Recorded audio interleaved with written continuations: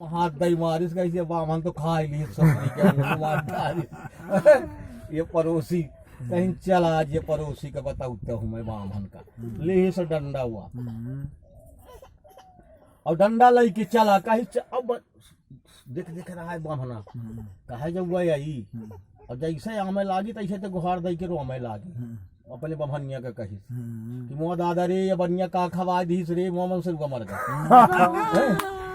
ओढ़ा ली अच्छा और ले रवाई मूड छाती पीट पीट है कहीं छाओ अब सबसे ठाओ रही जा महाराज हम आई थे तो वहीं आज बताए थे जैसे ही हमसे कुछ दूरी पहुंचा थे कस गुहाल मार के रोमे लागुआ मोहनिया धन दौड़े कहीं नरी का हो गया कहीं की सेठ के ने उतना खाई न मार के का जानी काम इसके खवा दीस ठुडू कहूं झंडा लेके आ बड़ा जमुआर भाषा हो गया 4-6 धन गांव के रहा कहीं से आबा लौटे न जाओ कहीं के आबा का खवा दिया बामन मर का बेचारा चला चला जल्दी कहीं हम कुछ नहीं खवाया हम वही बनाइन खाइन जाऊं खाइन पीन अरे कहीं लगी रहा अब बहनिया ले गरिया उससे उसका डारे तो नहीं तुम बेड़ पर या है हुआ है दुनिया भर के गाड़ी में ही है लगे रह गए कहीं में थाना जइहो दुआर जइहो करो करियो तो कहीं की त कहूं न जा हो जाऊं लेखो तो लई ले महाराज नो जी तो कहीं 10 गांव बार बलावा ओके सामने अपन घर दुआर मोरे नामे कर दी हाँ और थोड़ा थाल ले ले और ये 10 गांव छोड़ के चला जाए 10 रजवाड़ा छोड़ के तब तो यही छोड़ी हूँ मैं बीच में न छोड़ी हूँ इस पूरे गांव के मनाइन का उनके सामने लिखा लपटी है और पूरा घर के चाबीस है और कहले महाराज न बात से तय रही है घर माही हिरिया मन से रुगल लिहिन डेरा फूल थोड़ा थाना और चना ले गए अपन जी हाँ लागे और वो महाराज का ससुरी के बड़े प्रेम सेठ बन का ससुर का घर में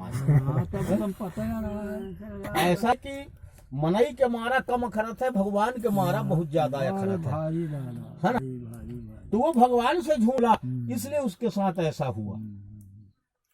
अब कलावती एक दिन भगवान के मंदिर को जाती है और मंदिर में जाकर क्या कहती है कि हे प्रभु हमारे पति देव और पिताजी घर को वापस आ जाएं हम आपकी कथा को श्रवण करेंगे। अब भगवान प्रसन्न हो जाते हैं वह कलावती नाम की कन्या भिक्षा मांग करके पंडित जी को बुला करके भगवान की कथा को सुन लेती है। कथा सुनने के बाद भगवान प्रसन्न हो जाते हैं और जाकर के राजा को स्वप्न में दिखाई देते हैं कि राजन तुम बनियन का जेल खाने से जल्दी बाहर निकाला नहीं तो आज धन धाम नष्ट कर दिया।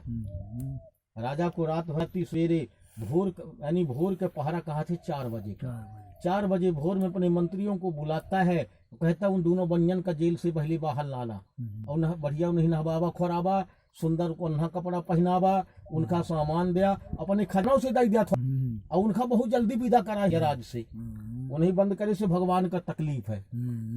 अब बनिया बड़ा बिना मेहनत क्या पाएगा सामान। अब आप जल्द ही दोनों ससुर से दिमाग जंगल में आए तो गली में भगवान फिर दुबला पतला शरीर धारण करके खड़े हुए कहीं न भाई काल है ज्वारा झंडी में कहाँ जाते हैं कहीं कुछ नहीं राजा दाई दीजिए कौन सी आइडिया हो हमार मुंह सब झटक ले कुछ न कहीं कुछ नहीं है भाई हम अपने मवेशी के लिए लता पात सब फूल ले जंगल आए रहे। भगवान कहते भैया जो तुम कहते हो वही तुम्हारा हो हमसे क्या लेना देना हाँ अंतर ध्यान हो गया भगवान वो नित्य क्रिया करके नदी से जब वापस आवत अपने झोरा झंडी में सही पत्ता लता पात अब वहां पर रोने लगा क्या कहता है सेठ की हे प्रभु हम मूर्ख हैं नहीं है हम अपराधी हैं आप हमारे अपराध को क्षमा करें। इसीलिए गया है गोस्वामी जी ने रामायण में लिखा है कि दुख में सुमिरन करें और सुख में करे न कोई और जो सुख में प्रभु का सुमिरन करे तो दुख का ही कहोई।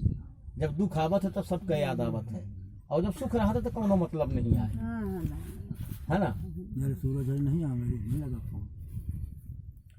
और यदि सुख में ऐसी बुद्धि बनी रहे तो कभी तकलीफ हो ही नहीं सकता है। और इसके बाद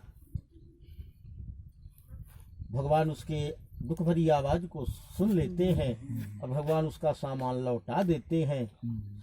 सोते तो नहीं उसके सामान को लौटा देते हैं और लौटाने के बाद बनिया बड़ा प्रसन्न होता है। उसी नदी के किनारे उसी गांव के पंडित को बुला करके और भगवान की कथा को सुन लेता है। और कथा सुनने के बाद प्रसाद खाने के बाद अपने गांव की ओर जाता है। गांव के लोग देखे कि आज नाव में सवार बहुत दिनों के बाद ये दोनों ससुर दमाद आवत है, तो जाए के घर में बतावत है तो कलावती नाम की कन्या भगवान के ऐसे कथा हुआ रहा है तो बैठ रहा है कथा सुने। जैसे सुनी तब दौड़ पड़ी भगवान की कथा को छोड़ करके और प्रसाद को त्याग करके। तो जाके क्या देखती है कि उसके पति का नाव भगवान छिपा देते हैं और पिता का नाव दिखाई दिया। गांव के लोग रोने लगे, लड़की भी रोने लगती है कि अभी जो है अभी तो नाव दिखाई दे रहा था, न ये नाव डूबते दिखाई दिया, न उड़ते दिखाई दिया, न बहते दिखाई दिया, गया तो गया कहाँ। यहाँ तक कि वह लड़की चंदन काठ चिता बनाई, चंदन की लकड़ियां इकट्ठा करती हैं और चिता में बैठ करके नारियल ले करके अपने पति के नाम पर सती होने के लिए तैयार हो जाती है। भगवान आकाशवाणी करते हैं कि यह लड़की तेरा पति मरा नहीं है, जिंदा है। तूने मेरे कथा का अपमान किया है, तूने मेरे प्रसाद का अपमान किया है, इसलिए तेरे साथ ऐसा है। ऐसा हुआ तो इसी वक्त जा और कथा को सुन के प्रसाद खा के वापस आएगी, तेरा पति तुझे उसी तरह प्राप्त हो जाएगा। लड़की तुरंत चिता से नीचे उतरती है, घर में जाती है, जहाँ कथा हो रही थी वहाँ तुरंत जाती है, बड़े प्रेम से भगवान की कथा को सुनती है और प्रसाद खा करके जो वापस आती है तो उसका पति उसे उसी तरह प्राप्त हो जाता है। आज भी मरने के बाद वो दोनों जो है सप्त ऋषियों के साथ तारागण के साथ विराजमान है आकाश में, अजर अमर है दोनों। इसके बाद बनिया कथा को सुना तो राजा मोरद ध्वज होता है।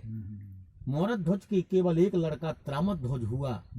त्रामद ध्वज को भगवान कृष्ण और अर्जुन और नारद जी परीक्षा लेकर के चिरवा डाले थे। और जब चिरवा डाले तब बोले, भोजन की थाली जब लगती है तो बोले कि पुत्रहीन के यहाँ का हम भोजन नहीं करते हैं। मोरद ध्वज बोला कि मेरे केवल एक पुत्र था,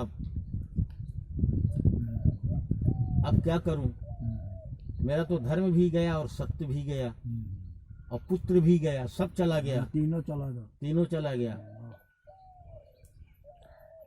कहीं तुम अपने बालक को बुलाओ, बालक आएगा और भोजन कराएगा तभी हम भोजन करेंगे।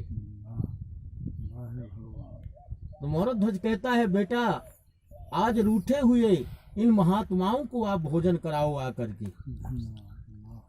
तो रसोई घर से जो एक हाथ पड़ा था, आधा भाग रसोई घर में भगवान फेंकवा दिए थे।